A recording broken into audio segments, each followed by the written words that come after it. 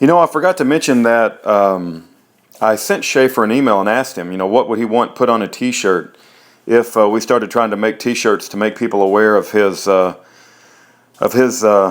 illegal incarceration as a political prisoner right here in America.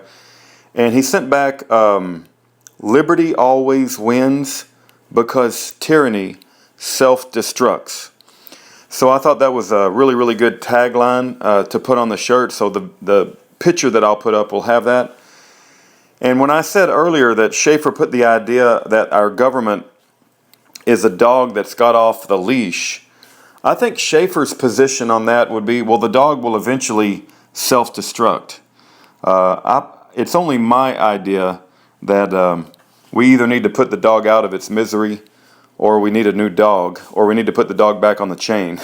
But I think Schaefer's position would be that the dog will eventually, he'll come to his own end, because the dog will self-destruct. He'll come across something that he won't be able to tear up, or he just naturally will come to his own end. That's what Schaefer has always said, I think, if you listen to his speeches.